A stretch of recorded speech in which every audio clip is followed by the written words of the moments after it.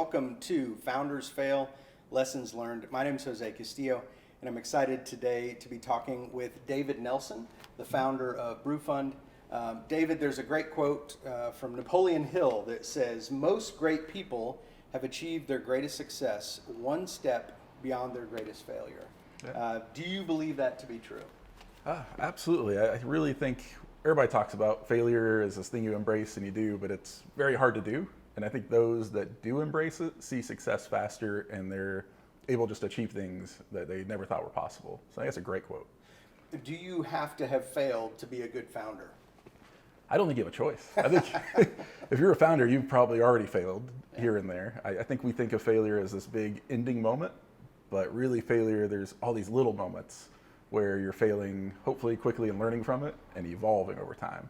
And so I think you don't really have a choice.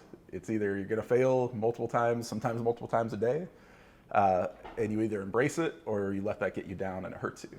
And so what's been one of your greatest failures in life, either in business or in life? What's something that you have failed tremendously, spectacularly at? Sure. I think this is probably the biggest moment of failure that I look back to, and I just shake my head and laugh at it now.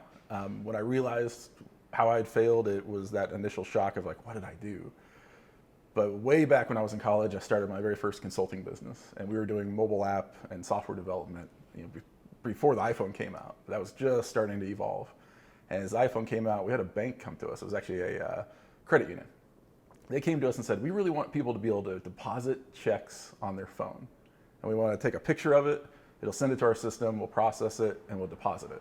This did not exist with Chase or any people that pioneered that. We would have been the first company that had built that software, and they said, "You can resell it, you can do whatever you want, we'll pay for it, but we only want to pay this price," which was very reasonable. And I look back at that, and we didn't do it. And why I call that a failure is the reason we didn't do it was because we were afraid. We thought, oh, can we get enough insurance of this? What if we mess it up? It's banking. Oh, it's just going to be so crazy and terrible. And we came up with a million reasons why not to do it, instead of just focusing on the one reason to do it. And think about how that would have changed everything. It would have been a huge, ordeal. And if we had missed it, if we had just completely messed it up, they just wouldn't have used it, right? They just would have said, "Oh, this wasn't good enough. Maybe this idea is not going to work out," and they would have thrown it away. Like, what was really the risk? And so we really chose, not to do something. And I just laugh nowadays because that would have been epic, right? That would have been great. So what do you learn from that? Is that something you think about when you're working on a new project or you're approaching something now? Do you think back to that and take lessons from that? Absolutely. Every time an idea comes up or we're thinking about going down a different path, that comes back to me all the time. Anytime I say, "Oh, I don't know about that," or "That seems too risky," or "Is this something we should even be considering? Is that above us or beyond us?"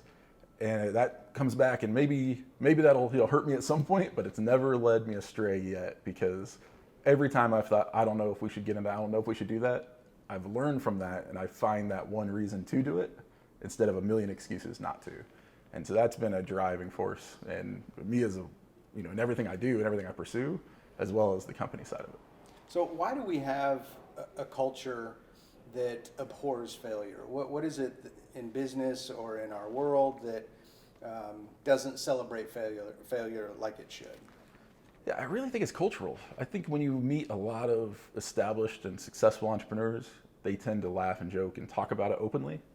I think until you get to that moment where you're comfortable with it, there's this feeling of, if you fail, that's the end. And part of me thinks that, especially on the business side, that comes from this idea where I feel like the world's out to get you from day one. Everybody's excited about your idea until you launch, and then you have friends and family are like, "Ooh, I don't know, maybe you should get a job," or you have these expectations where you have to succeed, and whether that's self-imposed or feeling external. And so that idea of a failure means you have to face all those people, or you have to admit to yourself you weren't right. And I think that's where that culture comes from, but we really need to change that. We need to be a culture of failing's okay, that's just the next step towards success. So anytime you talk about failure, we talk about fear. And what's the difference between failure and fear of failure? First of all, I think everybody should be afraid to fail, and that's normal. I mean, how do you, if you're not afraid to fail, then you're just kind of, you're a casino rolling the dice, right? You're just having fun at that point. That fear is a driving force that's important. But I think the difference is you have to embrace that fear. You have to accept that fear as part of it and part of what keeps you honest and keeps you going. But you also can't be afraid of that fear. Like, you have to embrace it and make that as part of what you're doing, instead of fear that keeps you away versus fear that keeps you honest, but allows you still to pursue an idea, a project, a topic, a company that may fail.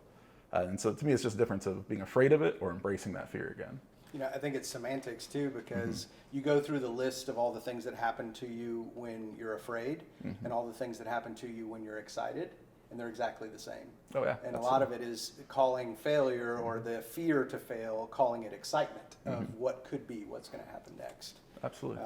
So what's one thing that people can learn, you know, if they're watching this, how can somebody become better in embracing failure?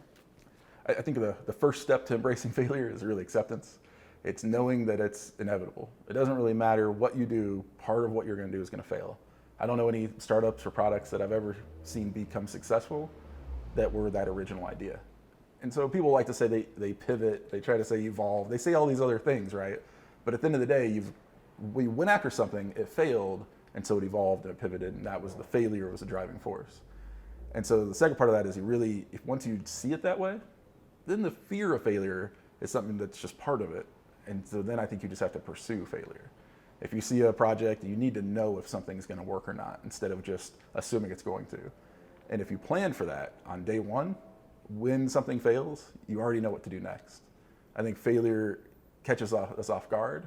When failure catches us off guard, we tend to freak out and go, oh, what do we do? Yeah. But if you already have that plan, you're ready for step 2 and to move on and keep going. You don't lose time because of failure. It's part of the process. Excellent. Well, thank you so much for your time today. Everybody, we'd love to hear your stories of failure, so you can share those online, #FoundersFail. And this has been Founders Fail Lessons Learned. We'll see you guys next time. Thank you so much. Thank you.